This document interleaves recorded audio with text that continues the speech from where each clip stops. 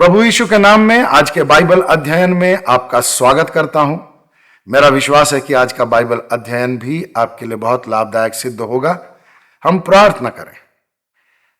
पिता परमेश्वर, आपको हृदय से धन्यवाद। आप हमसे बहुत गहरा प्रेम करते हैं और आपने अपना वचन जो जीवित और प्रबल है हमें दिया है ताकि हम उनका अध्ययन करें और गहराई से उनको समझें, अपने जीवन में उनको लागू करें और इस तरह आपकी जो योजना हमारे लिए है वो पूरी होती जाए। आज के बाइबल अध्ययन को सबके लिए बहुत आशीषमय बना दीजिए। आपका वचन हमारे पांव के लिए दीपक, हमारे मार्ग के लिए उजियाला है। एक एक श्रोता के हृदय से आप बातें कीजिए, एक एक दर्शक के हृदय से बातें कीजिए ताकि आज जो विषय आपने हमें दिया है वह हम सब के लिए बहुत लाभदायक सिद्ध हो। मेरी सहायता कीजिए, मेरी जुबान पर आपका नियंत्रण हो, मेरी जीभ आपके नियंत्रण में हो, मेरे विचार, मेरा हृदय, मेरा पूरा वजूद आपके नियंत्रण में हो और आज का जो कार्यक्रम है सब के लिए आशीष में ठहरे। जो देखेंगे उनकी आत्मिक उन्नति हो और आपके नाम को बड़ी महिमा मिले। ये प्रार्थना यीशु के नाम से दया से सुने और स्वर्ग राज्य में ग्रहण करें। यीशु के नाम में आमीन। तो आगे बढ़ने से पहले मैं एक पुराना गीत परमेश्वर की महिमा के लिए और आपको उत्साहित करने के लिए गाना चाहता हूं। अगर आप हमारे चैनल में नए हैं और ये गीत नहीं जानते हैं तो मैं आपसे आग्रह करता हूं कि इस गीत को आप सीखिए। प्रभु आपको आशीष दे।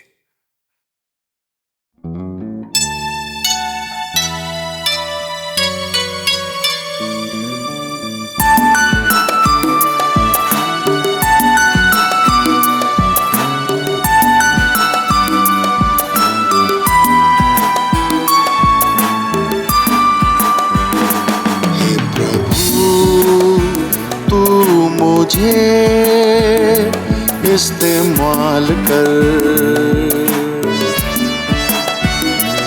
अपना प्यार दिल में मेरे और भर।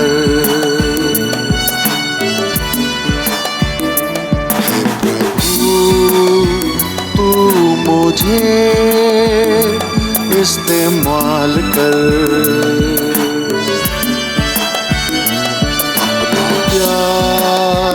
दिल में मेरे और भर।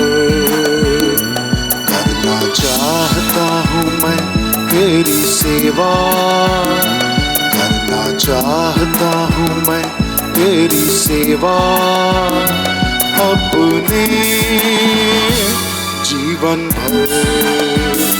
हे प्रभु, तू मुझे इस्तेमाल कर।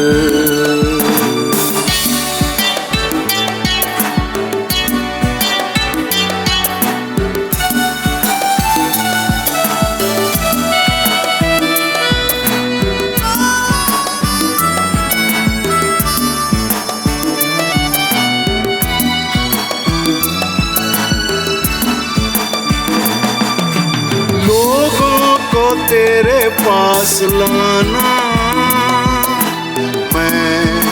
चाहता हूँ,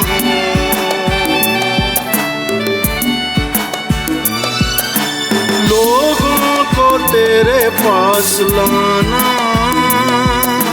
मैं चाहता हूँ। उन्हें सच्चाई तेरी बताना मैं चाहता हूँ। चाहता हूँ मैं तेरी सेवा, करना चाहता हूँ मैं तेरी सेवा अपने जीवन भर। प्रभु, तू मुझे इस्तेमाल कर।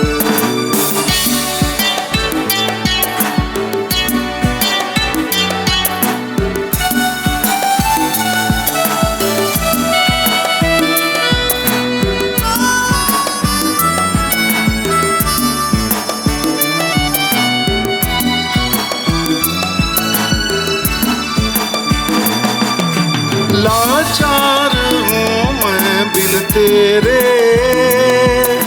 तू है सच्चा खुदा।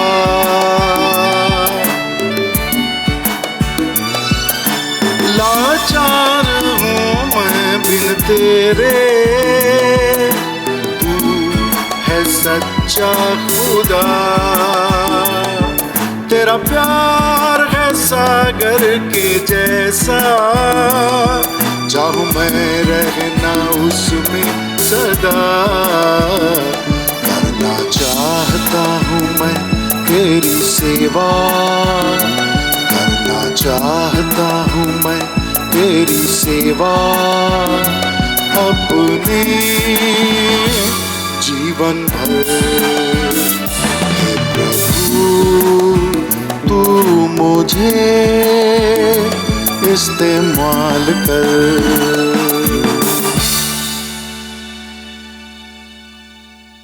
परमेश्वर का धन्यवाद हो। आज बाइबल अध्ययन का विषय है बुलाहट और सेवकाई। बुलाहट एक ऐसा शब्द है हमारे मसीही जीवन के लिए जो बहुत ही विशेष शब्द है। आज हम अपने बाइबल अध्ययन में इस शब्द का अर्थ समझने की कोशिश करेंगे और साथ ही साथ सेवकाई के बारे में भी जानने का प्रयास करेंगे कि बुलाहट और सेवकाई में क्या संबंध है और दोनों के बीच में क्या तालमेल रहना बहुत ही जरूरी है।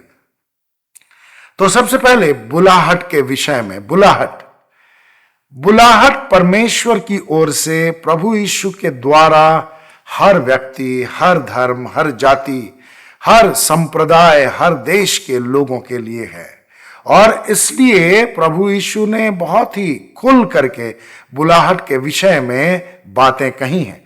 सबसे पहले मैं आपका ध्यान मत्ती रचित सुसमाचार अध्याय 11 और उसके 28वें पद में ले जाना चाहता हूं। इसको पढ़ के हम बहुत अच्छी तरह समझ लेंगे कि यह जो बुलाहट है हर उम्र के व्यक्ति के लिए है, स्त्री के लिए है, पुरुष के लिए, युवक के लिए, युवती के लिए, हर धर्म, हर जाति, हर रंग रूप के लोगों के लिए बुलाहट है। तो यहां लिखा है, हे सब थके और बोझ से दबे लोगों, मेरे पास आओ, मैं तुम्हें विश्राम दूंगा। अब ये विश्राम देने की बात शारीरिक तौर पर नहीं कही गई है, यह आत्मिक तौर पर है। तो जितने लोग शारीरिक रूप में थके मांदे हैं वे प्रभु यीशु के लिए किसी भी प्रकार से कोई दिलचस्पी नहीं रखते। यानी जो सांसारिक जीवन जी रहे हैं, जो काम करते हैं, थकते हैं, विश्राम करते हैं, वे तो खुद ही कर लेते हैं। लेकिन ये जो विश्राम है यह आत्मा का विश्राम है और ऐसा विश्राम, ऐसी शांति जो केवल परमेश्वर ही दे सकता है। परमेश्वर के अतिरिक्त कोई भी ऐसा व्यक्ति नहीं है, कोई भी ऐसा संगठन नहीं है जो हृदय को पूरी तरह से तसल्ली दे सके, शांति दे सके, आराम दे सके। तो यहां पर जो विश्राम शब्द का वर्णन किया गया है वो वास्तव में आराम है, हृदय के आराम के विषय में। और प्रभु यीशु को ये मालूम है कि संसार में जो लोग हैं जो वास्तव में ऊपर से दिखाई देते हैं वे होते नहीं हैं।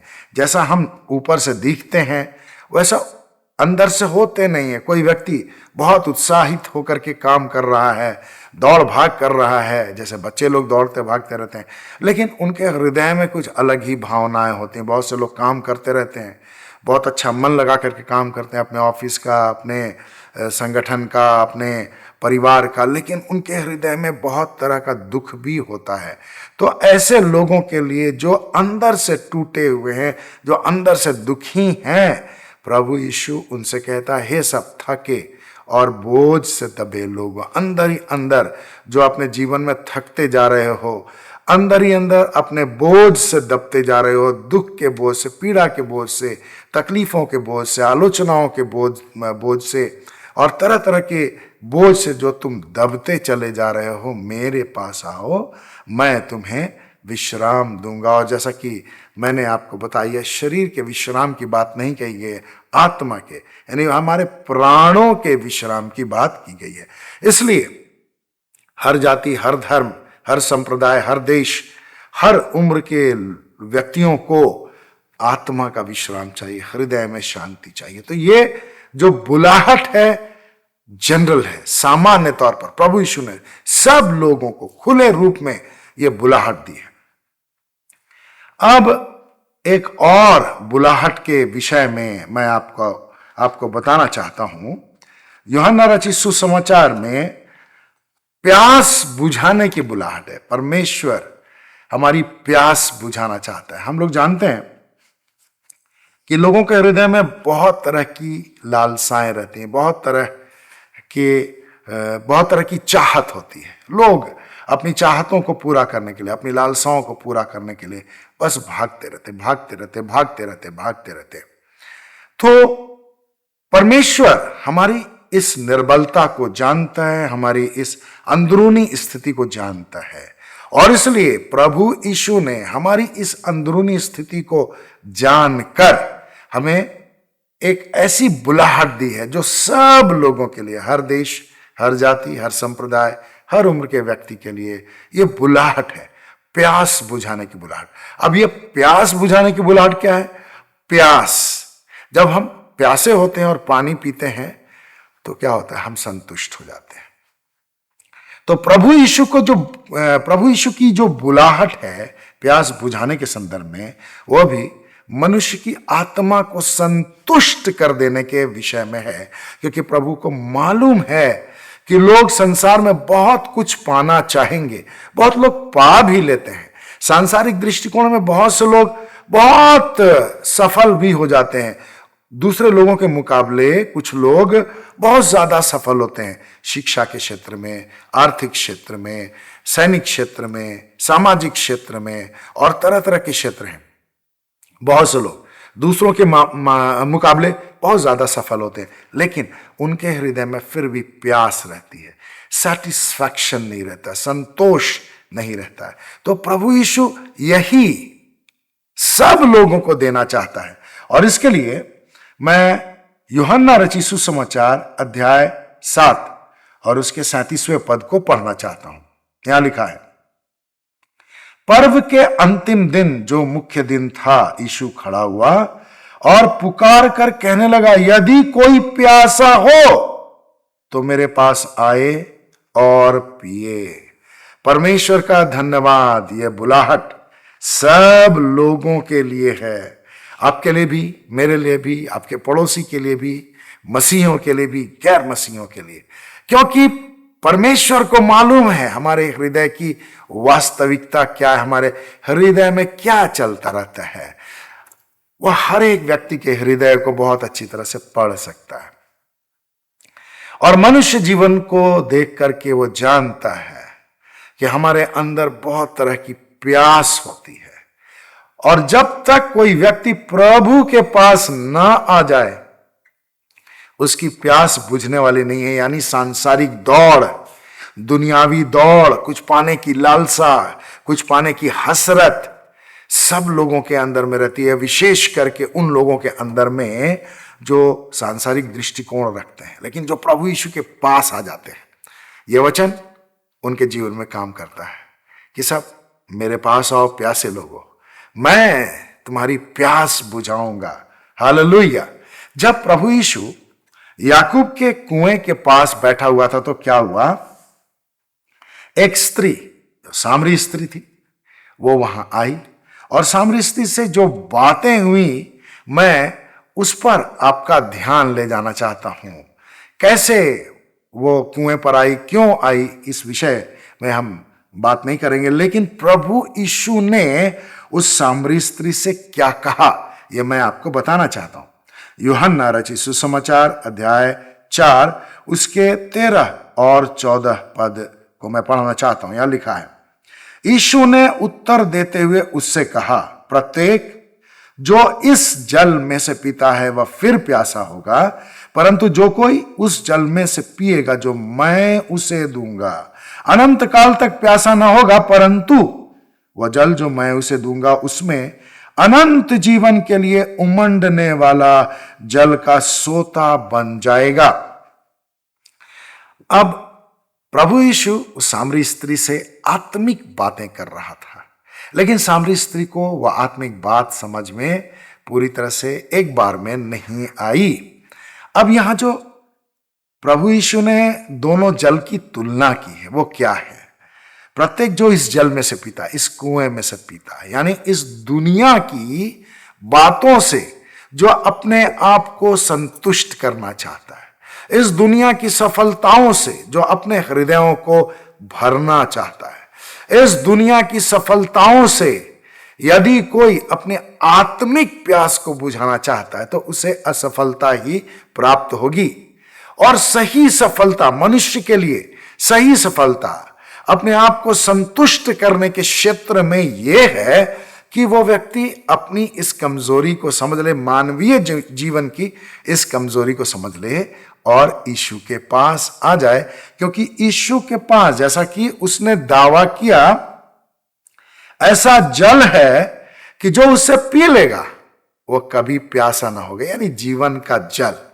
अब ये जीवन का जल जो है, कुछ लोग इसे परमेश्वर के वचन के रूप में देखते हैं, कुछ लोग इसे अनंत जीवन के रूप में देखते हैं, कुछ लोग प्रभु यीशु के साथ संगति के रूप में देखते हैं।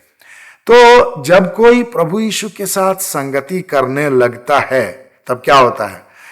प्रभु के वचन से वो अपने हृदय को भरने लगता है। अब परमेश्वर का जो वचन है वो हमारी आत्मिक आंखों को ऐसा खोल सकता है।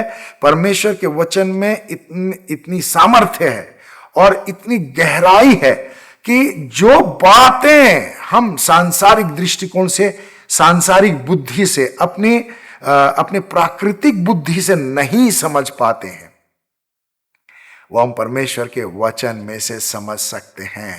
और जो व्यक्ति प्रभु के साथ संपर्क में आ जाता है, प्रभु से प्रेम करने लगता है, सचमुच उसके अंदर से सांसारिक सफलताओं की जो प्यास रहती है वो समाप्त हो जाती है। वो अपने आप को संतुष्ट महसूस करने लगता है। अब परमेश्वर चाहता ही है कि हम प्रभु यीशु को प्राप्त करके परमेश्वर में खो जाएं, परमेश्वर में मग्न हो जाएं।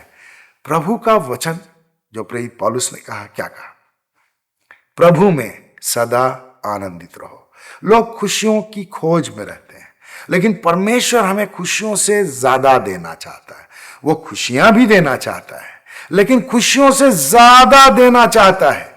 जब खुशी न भी मिले तब भी हमारे हृदय में परमेश्वर का आनंद पाया जाए, ये परमेश्वर चाहता है। वो सर्वदा का आनंद देना चाहता है और इसीलिए वो हमें ऐसा जल देना चाहता है प्रभु यीशु के द्वारा, जिसको हम पिए और हमारी प्यास सांसारिक दृष्टिकोण से बुझ जाए।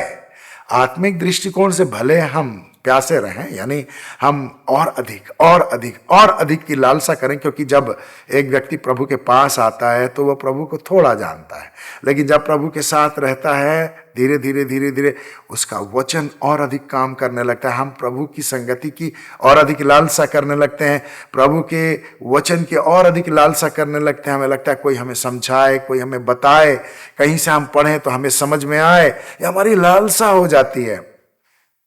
तो ये इसमें बेचैनी नहीं है, इसमें बहुत आनंद है। लेकिन सांसारिक दृष्टिकोण से जब कोई प्यासा रहता है, बहुत सफलताएं अर्जित करने के बाद भी उसके हृदय में लालसा रहती, कुछ और चाहिए, तो ये बेचैनी उत्पन्न करती है, उसके हृदय में परेशानी उत्पन्न करती है, उसकी आत्मा में ये एक प्रकार की रुकावट पैदा करती है।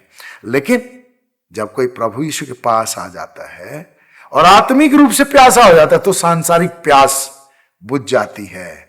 परमेश्वर की प्यास, परमेश्वर की संगति की लालसा उसके अंदर आ जाती है और जो भी संगति का मौका उसे मिल रहा है उसमें वो आनंदित रहता है। आगे और अधिक वो संगति करेगा, आगे वो परमेश्वर के वचन को और अधिक पढ़ना चाहेगा, क्योंकि उसका हृदय आनंद से भरा होता है। तो परमेश्वर का धन्यवाद हो। जब कोई व्यक्ति थका हारा होता है तो उसे क्या चाहिए? खाना से जल्दी तो उसे पानी चाहिए। खाना अगर दे दिया जाए तो खाना खाने से पहले पानी जरूर मांगेगा। और थके हारे व्यक्ति को अगर अच्छा ठंडा पानी, गर्मी का दिन है, ठंडा पानी आप दे दीजिए, उसके हृदय में शांति उतर आती है। लेकिन ये थोड़े समय के लिए है। क्यों थोड़े समय के लिए? क्योंकि उसे कुछ समय के बाद, कुछ घंटे के बाद फिर से प्यास लगेगी। लेकिन जो आत्मिक जल होता है, आत्मिक भोजन होता है, प्रभु की जो संगति होती है, उसमें आप लगातार प्रभु के प्रेम में आनंदित रह सकते हैं। तो यह अद्भुत बात है।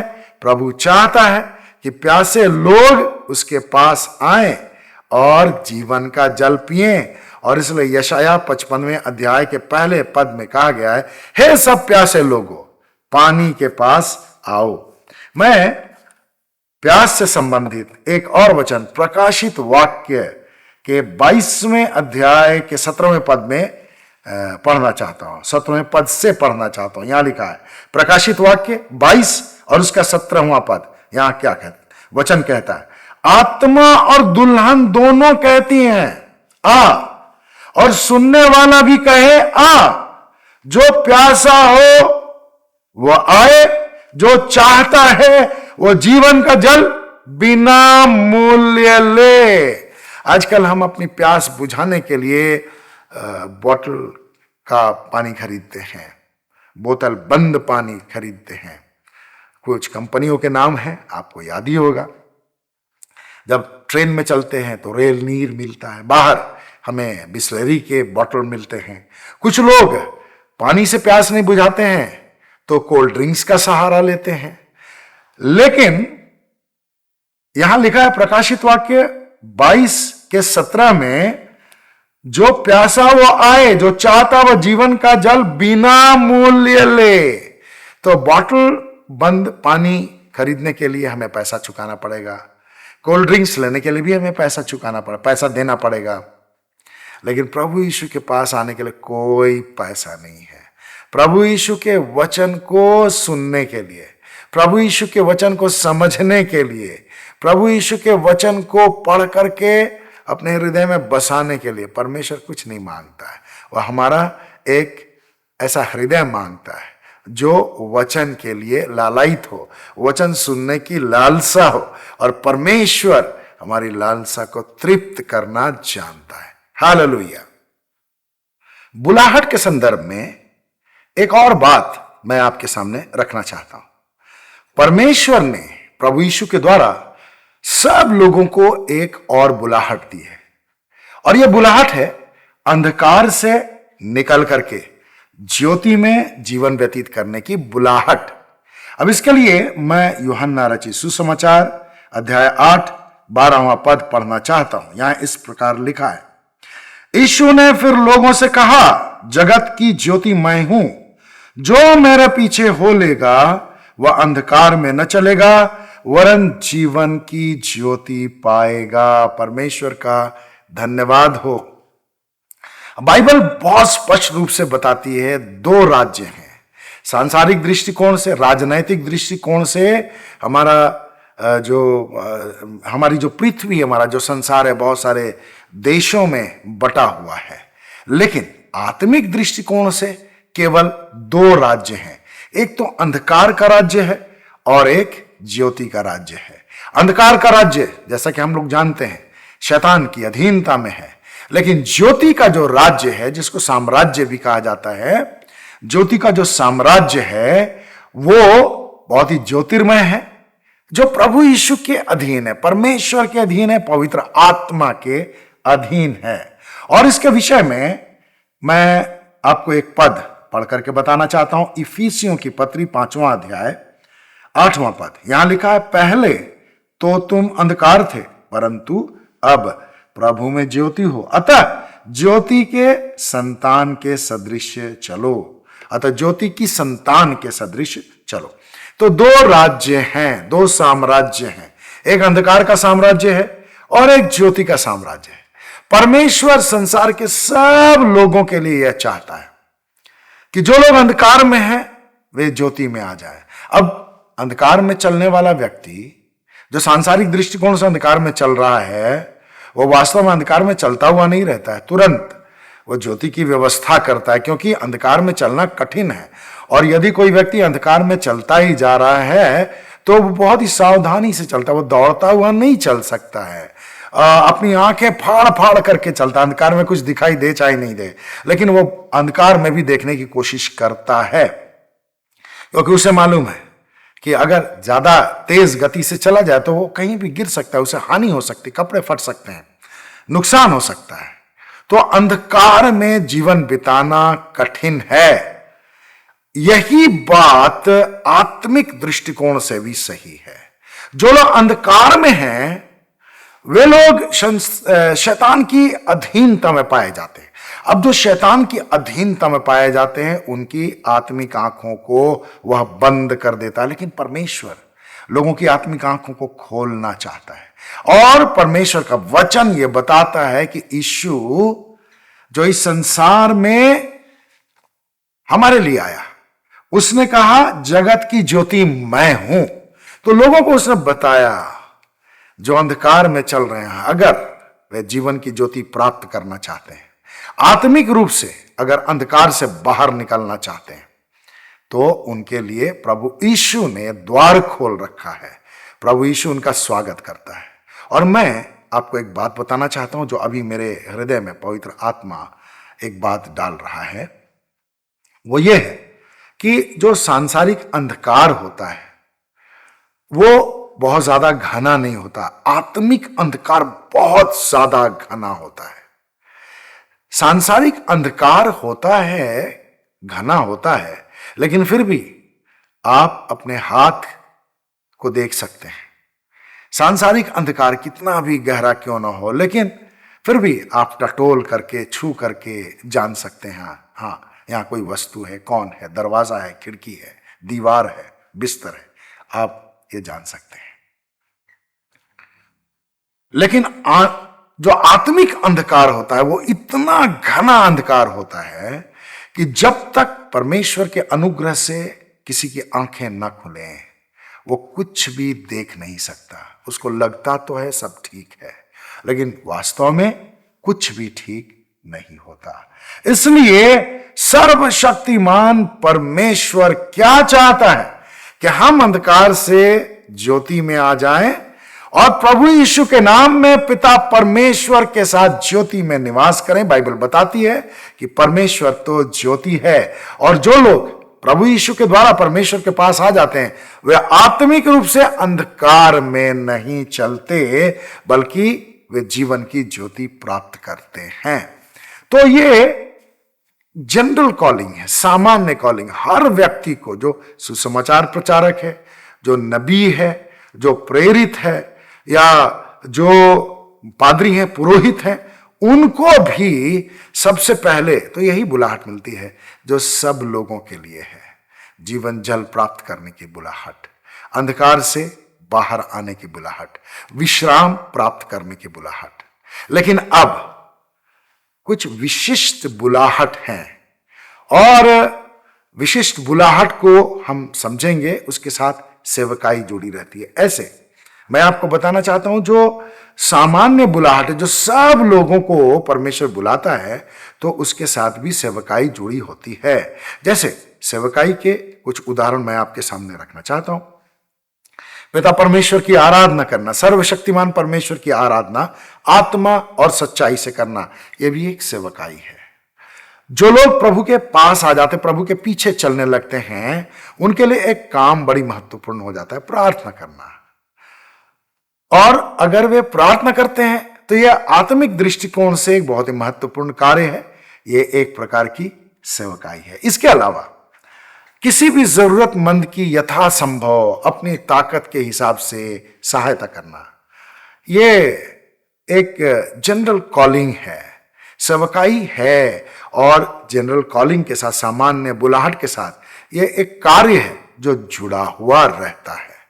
लेकिन अब हम लोग बुलाहट के साथ साथ विशेष सेवकाई के बारे में देखेंगे और समझने की कोशिश करेंगे। मुझे ऐसा लगता है कि परमेश्वर ने यह विषय हमें इसलिए दिया है कि कई बार ऐसा होता है कि कुछ लोगों को तो अपनी सेवकाई के बारे में मालूम है, परमेश्वर क्या चाहता है, उनकी बुलाहट अंधकार से ज्योति में है।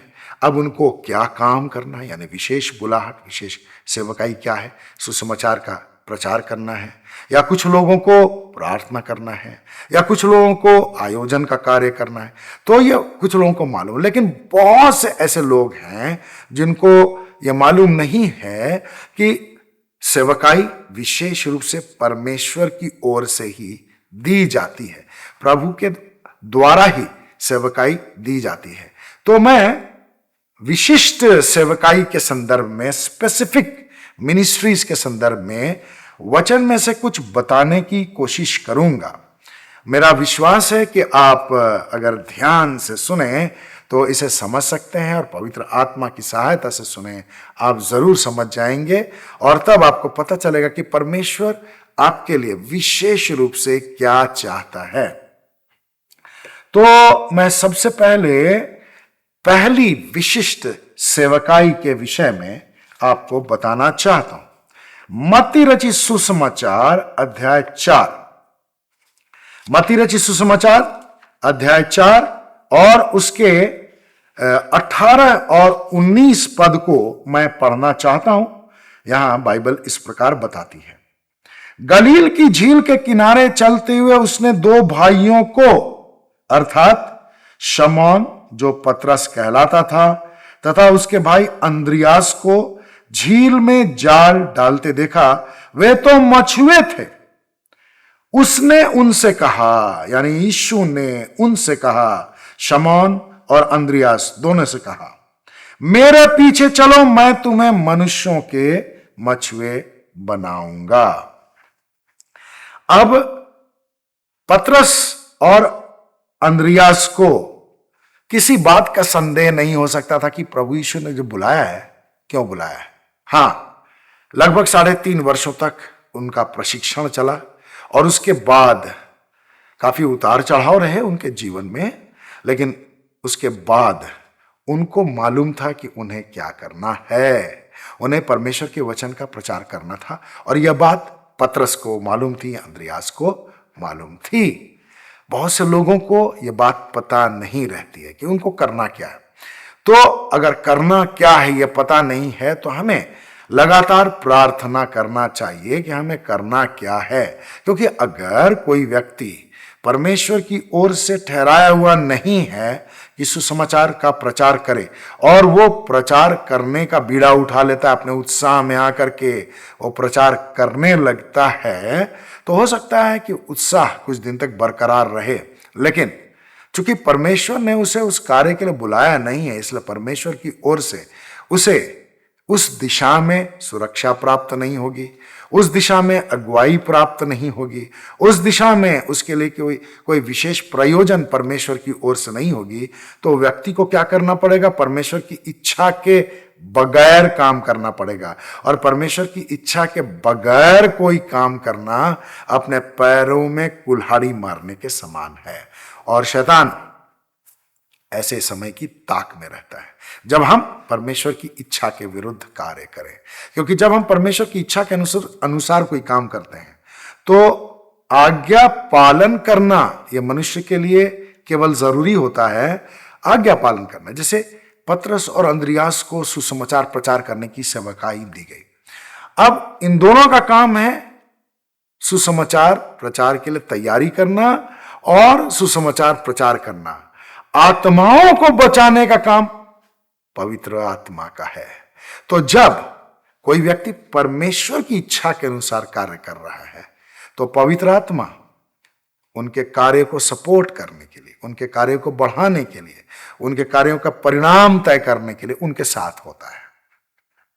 इसलिए सब लोगों को सुसमाचार प्रचार नहीं करना चाहिए। हां, परमेश्वर ने कहा तो सुसमाचार प्रचार करना जरूरी है, लेकिन सुसमाचार प्रचार के कई तरीके हैं। जैसे प्रभु यीशु ने कहा, तुम्हारा उजाला मनुष्यों के सामने इस प्रकार चमके कि वे तुम्हारे भले कामों को देखकर पिता की जो स्वर्ग में है महिमा करें। तो सुसमाचार प्रचार बोल करके करना और अपने व्यवहार से, अपने आचरण से दिखा के करना यह अलग है। तो जिसको विशिष्ट रूप से प्रभु की ओर से अगुवाई नहीं मिली है, कि सुसमाचार का प्रचार शब्दों में, किताबों में करना है, उनको ये काम नहीं करना चाहिए। जिनको मिला है उनको ये करना चाहिए। जिनको ये काम परमेश्वर की ओर से नहीं दिया गया है, उनको अपने व्यवहार के द्वारा, अपने आचरण के द्वारा परमेश्वर के वचन का प्रचार करना चाहिए, परमेश्वर की ज्योति को फैलाना चाहिए। इसी प्रकार परमेश्वर ने अपने चेलों को इकट्ठा किया। मैं 20 से 22 पद भी पढ़ना चाहता हूं। मत्ती 4:20 से 22 यहां लिखा है, वे तुरंत जालों को छोड़कर उसके पीछे चल पड़े। पतरस और अंद्रियास ने प्रभु यीशु की बुलाहट को समझा और वे प्रभु के पीछे चल पड़े।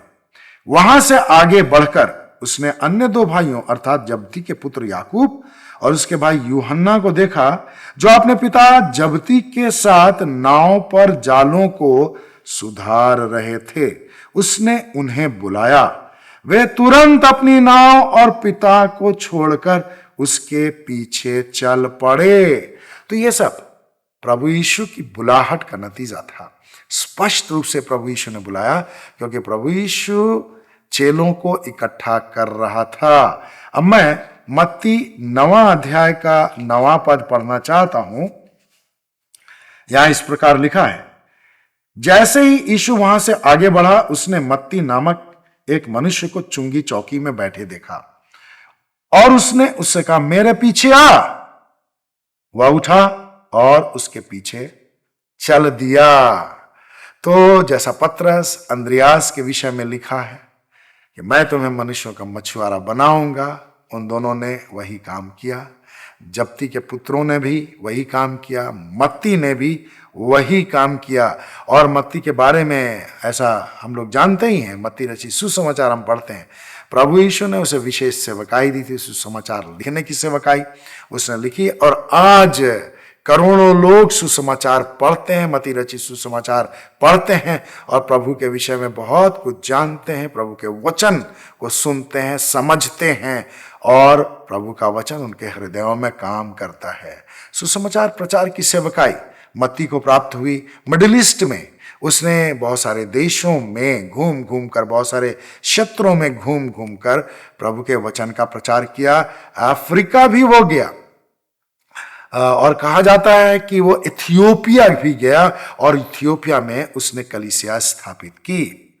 और इसलिए परमेश्वर का हमें धन्यवाद करना चाहिए कि जिनको परमेश्वर विशिष्ट कार्य के लिए बुलाता है, विशिष्ट सेवकाई देता है, उसको वो काम करना ही चाहिए। यहां मैं एक और बात स्पष्ट कर देना चाहता हूं। जो पहली विशिष्ट सेवकाई है, सुसमाचार के प्रचार की विशिष्ट सेवकाई, उसमें कुछ और भी बातें हैं।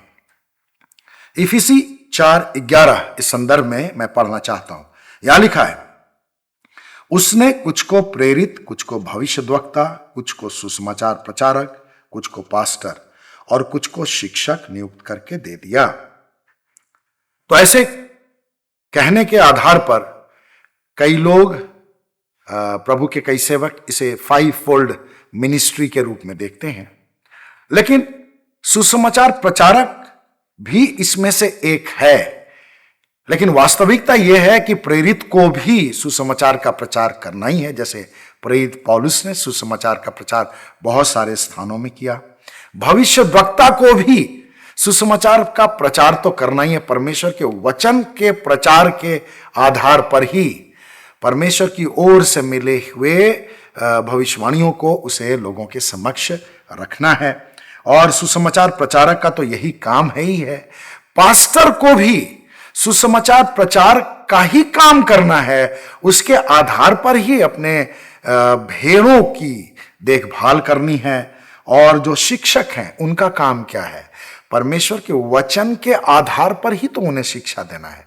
तो सुसमाचार प्रचार का कार्य बहुत तरीके से किया जा सकता है। तो ये इसलिए सबसे पहला विशिष्ट कार्य समझा जाता है, बहुत ही स्पेसिफिक मिनिस्ट्री समझी जाती है, और पहले स्थान की मिनिस्ट्री समझी जाती है, पहले स्थान की सेवकाई समझी जाती है। अब मैं आपको कुछ अन्य बातें बताना चाहता हूं। दूसरी विशिष्ट सेवकाई को समझने के लिए मैं आपसे मार्था और मरियम के विषय में बात करना चाहता हूं। आपको मार्था और मरियम के विषय में बताना चाहता हूं। आप लोगों को मालूम है मार्था और मरियम कौन थी और प्रभु यीशु का उनके साथ कितना सुंदर संबंध था। यह बात बाइबल बहुत स्पष्ट रूप से बताती है। उनका एक भाई भी था लाजर, जिसको प्रभु यीशु ने जिंदा भी किया था। तो यहां मैं पढ़ना चाहता हूं लूका रचित सुसमाचार अध्याय 10 38 से लेकर के 38 और 39 पद मैं पढ़ना चाहता हूं। यहां लिखा है लूका 10 38 और 39। जब वे चले जा रहे थे तो उसने एक गांव में प्रवेश किया और मार्था नामक एक स्त्री ने उसे अपने घर में ठहराया। उसकी एक बहन थी जिसका नाम मरियम था, जो प्रभु के पांवों के समीप बैठकर उसके वचन सुन रही थी। परमेश्वर का धन्यवाद हो। यहां सेवकाई के एक अलग आयाम के विषय में बाइबल बताती है। मार्था और मरियम ने अपने घर का दरवाजा खोला। परमेश्वर का धन्यवाद हो। आज भी बहुत से ऐसे लोग हैं जिनको अपने घर का दरवाजा खोलने में तकलीफ होती है कि कोई व्यक्ति आए उनके घर और आसपास के लोगों को, उनके परिवार के लोगों को सुसमाचार सुनाए, तो इस बात में वे कठिनाई का अनुभव करते हैं, लज्जा का अनुभव करते हैं, हिचक का अनुभव करते हैं कि मेरे भाई बंधु क्या कहेंगे, मेरे अड़ोस पड़ोस के लोग क्या कहेंगे। लेकिन मार्था और मरियम की जो सेवकाई थी बहुत ही विशेष सेवकाई थी और आज भी यह सेवकाई है। मैं आपको यह बताना चाहता हूं कि मार्था की सेवकाई के बहुत सारे आयाम हैं। अब मार्था को मैं मेहमानदारी की सेवकाई के अधीन करके देखना चाहता हूं। यानी मेहमान नवाजी जो होती है वो सब लोगों के वश की बात नहीं होती। बहुत से लोग अपने घर में मेहमानों का स्वागत करना, उनका सत्कार करना ये नहीं जानते हैं। कैसे मेहमानों की आवभगत की जाए उनको यह मालूम नहीं होता है।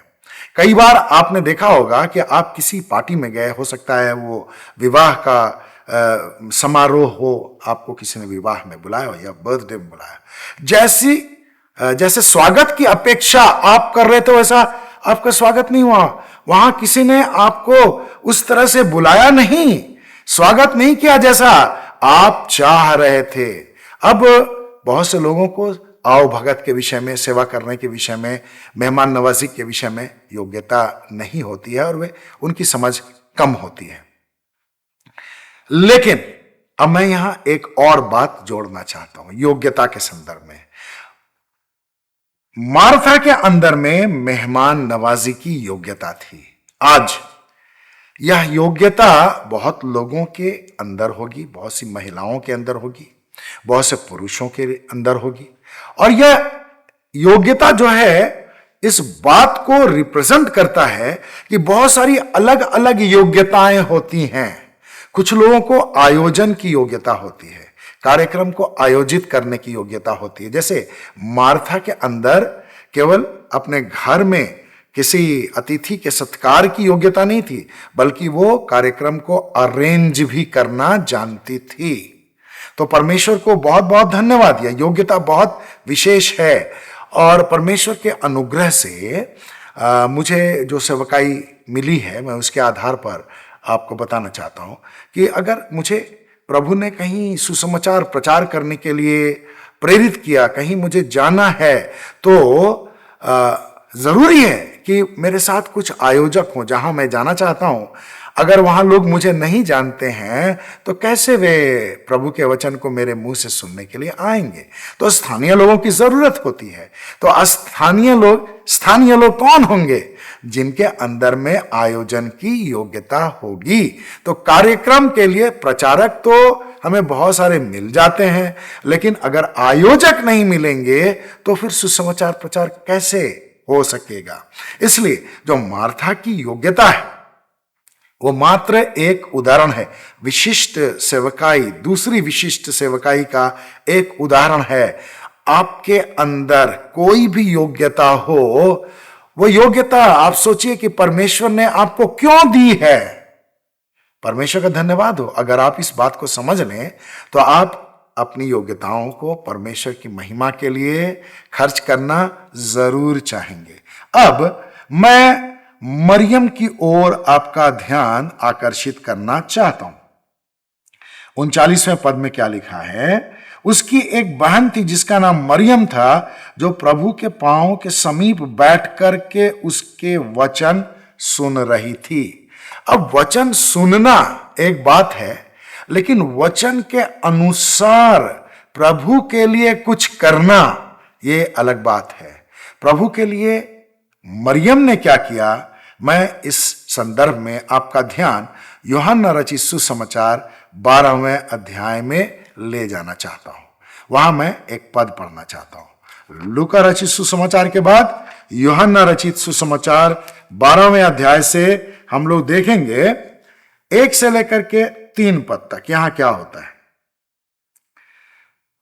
प्रभु यीशु मार्था और मरियम से और लाजर से प्रेम करता था, और मार्था चूंकि कार्यक्रम का आयोजन करती थी, वो चाहती थी कि प्रभु यीशु उसके घर में आकर के रहे, वहां विश्राम करे, खाए पिए, उसकी सेवा की जा सके। तो प्रभु यीशु को भी ये बात अच्छी लगी और प्रभु यीशु भी उस परिवार में जाया करता था। अब यहां पर क्या लिखा है मैं आपको बताना चाहता हूं। फिर फसह के 6 दिन पहले यीशु बैतनिय्याह में आया, जहां लाजर था, जिसे यीशु ने मृतकों में से जिलाया था। इसलिए उन्होंने वहां उसके लिए भोजन तैयार किया और मार्था सेवा कर रही थी। उसके साथ जो भोजन के लिए बैठे थे उनमें से लाजर एक था। यानी यहां और भी लोग थे। हो सकता है प्रभु यीशु के चेले थे जो प्रभु यीशु के पीछे पीछे चलते थे, इसके अलावा अन्य लोग भी थे। तो ये कितनी अच्छी बात थी कि मार्था ने उन सब लोगों के लिए भोजन तैयार किया और उन सब लोगों को उसने खाने के लिए आमंत्रित किया। उसमें से लाजर भी था जो मर गया था, अब जिंदा होकर के लोगों के सामने बैठा हुआ था। कितनी बड़ी गवाही थी इस परिवार में। लेकिन मरियम कहां थी? मरियम के विषय में क्या लिखा हुआ है? तब मरियम ने जटामासी का आधा किलो बहुमूल्य और असली इत्र लेकर यीशु के पैरों पर मला और अपने बालों से उसके पैर पोंछे, और इत्र की सुगंध से घर सुगंधित हो गया। Praise the Lord. यह बात चेलों में से बहुतों को समझ में नहीं आई होगी। यहूदा को तो समझ में यह बात नहीं आई। उसने क्या कहा आगे आप पढ़ लीजिए, आपको पता चल जाएगा। हो सकता है आप जानते हो, लेकिन मैं आपको क्या बताना चाहता हूं। जो इत्र था वो बहुत ही महंगा इत्र था। जटामासी का आधा किलो बहुमूल्य और असली इत्र था, मिलावटी नहीं था, असली इत्र। प्रभु यीशु के लिए उसने जटामासी का असली इत्र, जो बहुत ही महंगा था, खरीद कर पहले से रख लिया। अब इसका मूल्य उस समय, जैसे कि यहूदा के द्वारा कहा गया है 5वें पद में, इस इत्र को 300 दीनार में बेचकर कंगालों को क्यों नहीं दिया गया। तो इस इत्र का, आधा किलो इत्र का मूल्य कम से कम 300 दीनार था। अब हो सकता है कि आप दीनार का अर्थ ना समझ पाए। दीनार उस समय में करेंसी थी। यरूशलेम, यहूदा और आसपास के क्षेत्रों में दीनार चलता था, और दीनार ऐसा माना जाता था कि एक दीनार एक दिन का पारिश्रमिक हुआ करता था। एक दीनार एक दिन का पारिश्रमिक। अगर आज 500 रुपए के हिसाब से देखें कि एक दिन का पारिश्रमिक 500 रुपए, तो 300 दीनार कितना हो जाएगा हम कैलकुलेट कर सकते हैं। और 300 दीनार जो था, ऐसा माना जाता था उस समय साल भर की कमाई हुआ करती थी। तो आज साल भर की कमाई हो सकता है या 1 लाख हो सकता है या 1.5 लाख हो सकता है या 2 लाख हो सकता है या कम भी हो। लेकिन अगर मूल्य के रूप में देखा जाए तो उस समय जो 300 दीनार कि इत्र का जो यहाँ हमें रेफरेंस दिया गया है, आज के संदर्भ में उसकी कीमत कम से कम 1.5 लाख रुपए थी। तो 1.5 लाख रुपए का इत्र लेकर के मरियम ने क्या किया? प्रभु यीशु के चरणों को धोना शुरू किया। Praise the Lord. और प्रभु यीशु ने इसका विरोध नहीं किया, क्योंकि इसका बहुत ही गहरा अर्थ है। अब मरियम की सेवकाई क्या थी? उसने प्रभु के वचनों को तो सुना ही सुना, और उसने उसे प्रभु यीशु को प्रभु मान लिया, यीशु मसीह को अपना प्रभु और स्वामी मान लिया, और उसने इस प्रकार सेवा की, क्योंकि प्रभु यीशु वहां उपस्थित था। आज जब प्रभु हमारे सामने उपस्थित नहीं है, हालांकि उसकी प्रतिज्ञा है कि वह हमारे साथ रहेगा हमेशा, देखो मैं जगत के अंत तक सदैव तुम्हारे साथ हूं। तो शारीरिक तौर पर जिस प्रकार मरियम ने जटामासी का आधा किलो का तेल प्रभु यीशु के शरीर पर उंडेला, वैसा तो हम नहीं कर सकते हैं, लेकिन यह जरूरी है कि हम परमेश्वर के वचन के अनुसार कार्य करें। प्रभु यीशु के लिए आज हम कैसे अपना धन खर्च कर सकते हैं? आत्माओं को बचाने के लिए आप अपना धन इस्तेमाल कर सकते हैं। किताब के प्रकाशन के लिए आप अपना धन दे सकते हैं। किसी सुसमाचार प्रचार की संस्था को आत्माओं के बचाने के लिए, लोगों को उन्नत करने के लिए आत्मिक दृष्टिकोण से आप अपना धन दे सकते हैं, अपना घर दे सकते हैं, अपनी योग्यता दे सकते हैं। तो ये बहुत ही महत्वपूर्ण है, और इसका उदाहरण हम लोगों को प्रेरितों के काम में मिलता है। प्रेरितों के काम में अगर आप 4 अध्याय और उसके 32वें पद को पढ़ेंगे तो आपको एक बहुत ही विशेष बात वहां मिलेगी। यहां लिखा है, विश्वासियों का समुदाय एक मन और एक प्राण था। उनमें से कोई भी अपनी संपत्ति को अपनी नहीं कहता था, परंतु उनका सब कुछ साझे का था। और 36 और 37 पद भी मैं पढ़ना चाहता हूं। यूसुफ नामक साइप्रस का एक लेवी था, जो प्रेरितों द्वारा बरनाबास भी अर्थात शांति का पुत्र कहलाता था। उसके पास अपनी कुछ भूमि थी, जिसे उसने बेचा और धनराशि लाकर प्रेरितों के चरणों में रख दी। तो सुसमाचार प्रचार के लिए, सुसमाचार प्रचारकों की जरूरतों के पूरे किए जाने के लिए आज भी बहुत से लोग दान देते हैं। अब ये जो दान है वो सुगंधित इत्र के समान परमेश्वर के पास पहुंचता है। हमारा दान सुगंधित इत्र के समान परमेश्वर के पास पहुंचता है। तो परमेश्वर इस दान को उसी प्रकार ग्रहण करता है जिस प्रकार प्रभु यीशु ने मरियम के जटामासी के इत्र को ग्रहण किया और उसे बहुत अच्छा लगा, सुगंधित इत्र। और इस तरह जो कमरे में इत्र का सुगंध फैला होगा वो केवल कमरे तक ही सीमित नहीं रहा होगा, बाहर भी चला गया होगा। तो जब हम अपनी योग्यता का इस्तेमाल करते हैं, जैसे मार्था ने किया, उसने अपना घर खोल दिया, उसके अंदर जो योग्यता थी उसे उसने परमेश्वर के काम के लिए लगा दिया, प्रभु यीशु के लिए काम के लिए लगा दिया। तो हमारे पास जो भी योग्यता है, बौद्धिक योग्यता है, आर्थिक योग्यता है और कोई भी योग्यता है, हम उसे परमेश्वर की महिमा के लिए, परमेश्वर की सेवा के लिए, आत्माओं के बचाए जाने के लिए, लोगों की आत्मिक उन्नति के लिए जब खर्च करते हैं तो भी सुगंधित इत्र के समान बहुत सारे लोगों तक पहुंचता है और इस तरह परमेश्वर को महिमा मिलती है। तो ये बहुत ही महत्वपूर्ण बात है कि हम अपनी योग्यता का इस्तेमाल करें। अब मार्था और मरियम को किसी प्रकार शक नहीं था कि उन्हें किस प्रकार परमेश्वर की सेवा करनी थी। उनकी जो योग्यता थी उसके आधार पर उन्होंने परमेश्वर की सेवा की। आपके पास जो योग्यता है, अगर आपको पता नहीं चल रहा है कि आपकी बुलाहट क्या है, तो आपके पास जो योग्यता है उसको आप परमेश्वर की महिमा के लिए, आत्माओं को बचाने के लिए इस्तेमाल कर सकते हैं। अब तीसरी विशिष्ट सेवकाई के विषय में मैं आपको बताना चाहता हूं और मेरा ख्याल है कि ये सब लोग जानते हैं, बस मैं आपको थोड़ा सा बताना चाहता हूं, बहुत ज्यादा नहीं बताना चाहता हूं, क्योंकि आप सब लोग जानते हैं। तीसरी विशिष्ट सेवकाई जो है प्रार्थना की सेवकाई है।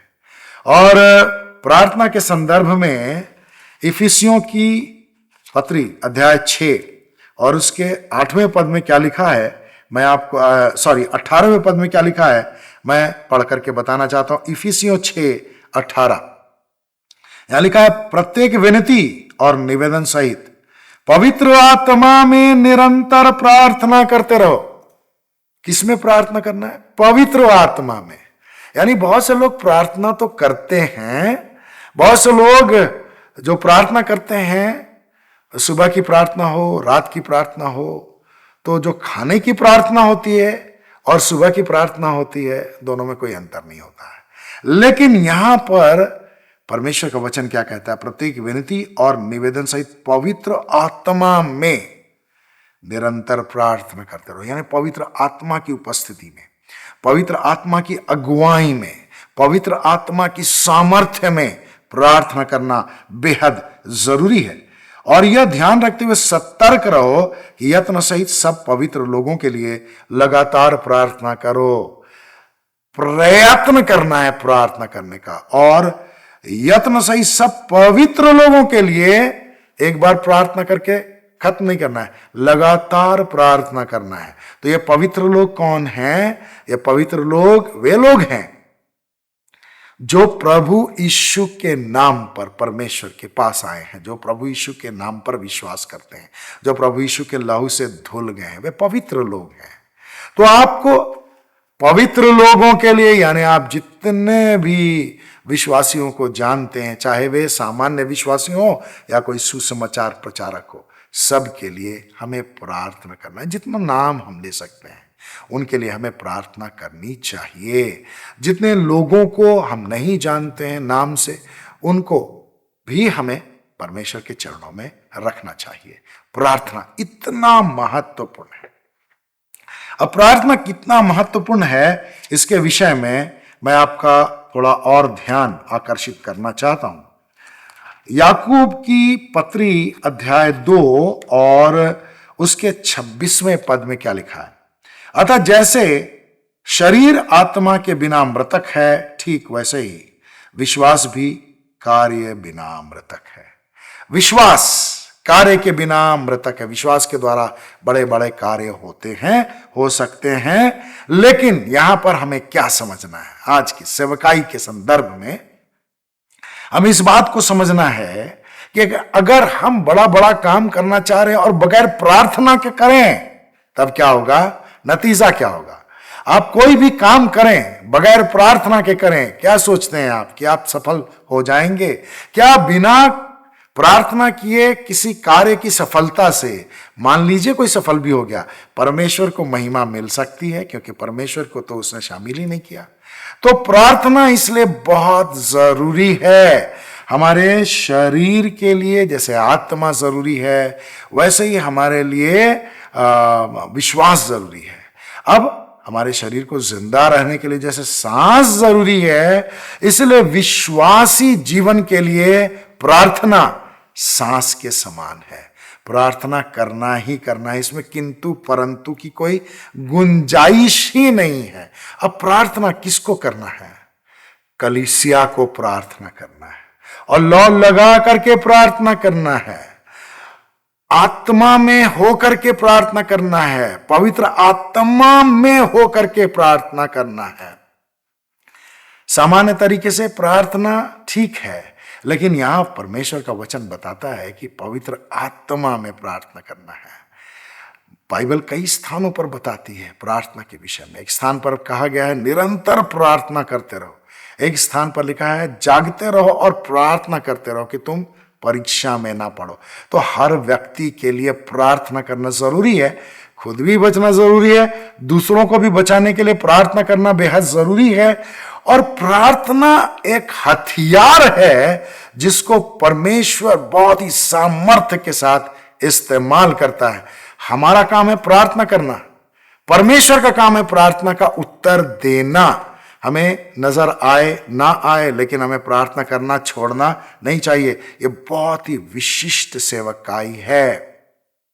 और इसके विषय में मैं आपको बताना चाहता हूं प्रेरितों के काम 12वां अध्याय 1 से लेकर के 5 पद तक पढ़ करके। यहां लिखा है, लगभग उसी समय हेरोदेस राजा ने कलीसिया के कुछ व्यक्तियों को सताने के लिए उन पर हाथ डाले। उसने यूहन्ना के भाई याकूब को तलवार से मरवा डाला।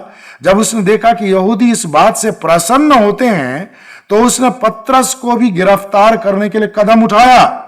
यह खमीरी रोटी के दिन थे और उसने उसे पकड़कर बंदी गृह में डाल दिया और 4-4 सैनिकों के 4 दलों के पहरे में इस अभिप्राय से रखा कि फसह के पश्चात उसे बाहर लोगों के सामने लाया जाए। इस प्रकार पतरस बंदीगृह में रखा गया, परंतु कलीसिया उसके लिए परमेश्वर से लौ लगाकर प्रार्थना करती रही। कलीसिया जो परमेश्वर से प्रेम करते हैं, जो प्रभु यीशु पर विश्वास करते हैं, वे कलीसिया हैं या कलीसिया के सदस्य हैं। सांसारिक दृष्टिकोण से कलीसिया के बहुत सारे सदस्य हैं, लेकिन वे परमेश्वर की दृष्टि में प्रभु यीशु की देह से बाहर हैं। जो लोग प्रभु यीशु से प्रेम नहीं करते, जो प्रभु यीशु के नाम पर विश्वास नहीं करते, जिन्होंने प्रभु यीशु के लहू से अपने हृदय को नहीं धोया है, जो प्रभु यीशु को अपना उद्धारकर्ता और स्वामी नहीं मानते और परमेश्वर के साम्राज्य में जो पाए नहीं जाते, वे सांसारिक दृष्टिकोण से अवश्य कलीसिया के सदस्य हो सकते हैं, लेकिन परमेश्वर उन्हें अपनी देह के, अपनी कलीसिया के अंदर नहीं मानता, प्रभु यीशु के देह के भीतर नहीं मानता। तो जो लोग प्रभु यीशु से प्रेम करते हैं और कलीसिया के सदस्य हैं, उनके लिए प्रार्थना करना विशेष सेवकाई है। ये करना ही है। पतरस बंदीगृह में था, लेकिन कलीसिया लौ लगाकर प्रार्थना कर रही थी। साधारण प्रार्थना नहीं कर रही थी। लोग टहल टहल करके प्रार्थना नहीं कर रहे थे। स्त्रियां खाना बनाते बनाते प्रार्थना नहीं कर रही थी। वे लौ लगा करके प्रार्थना कर रहे थे। लौ लगा करके प्रार्थना करना, पवित्र आत्मा में होकर के प्रार्थना करना, इंटेंसिव प्रेयर, और कोई काम नहीं, क्योंकि पतरस को जेल से बाहर आना ही है और कलीसिया लौ लगा करके प्रार्थना कर रही थी। और जब कलीसिया ने लौ लगा करके प्रार्थना की तो परमेश्वर ने उत्तर दिया और पतरस पहरेदारों के बीच से, पहरे से निकल करके, सैनिकों के पहरों से निकल करके बाहर आ गया। उसके लिए अपने आप द्वार खुलता गया। विशिष्ट सेवकाई है प्रार्थना। सब लोगों को प्रार्थना करना है। आपके अंदर आयोजन की क्षमता नहीं होगी, ठीक है, कोई बात नहीं है। हो सकता है कि आप कहीं सुसमाचार प्रचार का कार्यक्रम आयोजित नहीं कर सकते हैं, आपके पास उतना धन नहीं है, कोई बात नहीं है। प्रार्थना तो लौ लगाकर कर सकते हैं। हालेलुया। और आपको प्रार्थना करना चाहिए अगर आप कलीसिया के सदस्य हैं, यानी प्रभु यीशु के देह के अंग हैं, तो आपको प्रार्थना करनी चाहिए। हर व्यक्ति जो प्रभु यीशु से प्रेम करता है अपने लिए तो प्रार्थना करता ही करता है। यह भी ठीक है, लेकिन इसको सेवकाई के दृष्टिकोण से हम पूर्ण रूप से नहीं देख सकते हैं। सेवकाई, मैं अपने लिए प्रार्थना कर रहा हूं तो सेवकाई थोड़ी है। वो तो मुझे जरूरत है स्वस्थ रहने की, तो मैं अपने स्वास्थ्य के लिए तो प्रार्थना करूंगा ही, लेकिन मैं जब दूसरों के लिए प्रार्थना करता हूं तब ये सेवा कहलाती है। कलीसिया के लोगों के लिए, पवित्र लोगों के लिए, सुसमाचार प्रचार के कार्य के लिए, उन लोगों के लिए जो अंधकार में हैं और जिनको प्रकाश में आना है। जहां लोग अंधकार में हैं लेकिन वहां सुसमाचार प्रचार की व्यवस्था हो गई, आपको पता चल गया है, तो वहां लोगों के हृदय परिवर्तन के लिए आपको प्रार्थना करना ही है। मैं परमेश्वर के अनुग्रह से प्रचार का कार्य करता हूं, लेकिन मेरे प्रचार के द्वारा आत्माएं नहीं बचाई जाती। परमेश्वर के अनुग्रह से आत्माएं बचाई जाती। मुझे आज्ञाकारिता का कार्य करना है। पवित्र आत्मा ने जो कुछ मुझे प्रचार करने के लिए दिया है, मुझे उसके लिए आज्ञाकारी रहना है। जो टॉपिक, जो विषय परमेश्वर ने मुझे दिया, उसके आधार पर, जो वचन है उसके आधार पर मुझे लोगों से बातें करनी है, लोगों को परमेश्वर के बारे में बताना है। लेकिन अगर पवित्र आत्मा मेरी सहायता न करे, अगर मेरे पीछे लोग इस काम के लिए प्रार्थना न करें, तो कैसे लोग बचाए जाएंगे? तो अंधकार में पड़े हुए लोगों के लिए प्रार्थना करना बेहद जरूरी है। पवित्र लोगों के लिए प्रार्थना करना बेहद जरूरी है। सुसमाचार प्रचार करने वालों के लिए प्रार्थना करना बेहद जरूरी है।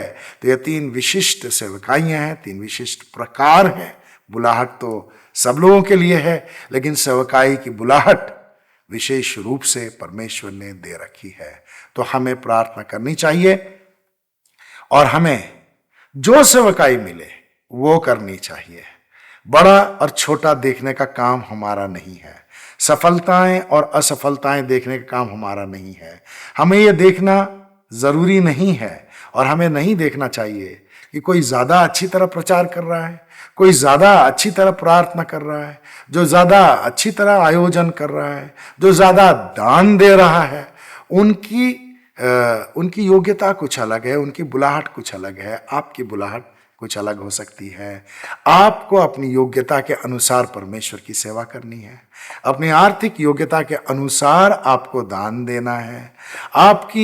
आपका जो समय है उसके अनुसार आपको वो समय इंटेंसिव प्रेयर के लिए थोड़ा ना थोड़ा समय बिताना है। जो बहुत सारे ऐसे लोग हैं जिनको विशेष बुलाहट मिली रहती है प्रार्थना करने की। ऐसे मैं कुछ भाई और बहनों को जानता हूं जो दूसरों के सामने नहीं आते, कभी स्टेज में आना नहीं चाहते, लोगों से मिलना नहीं चाहते।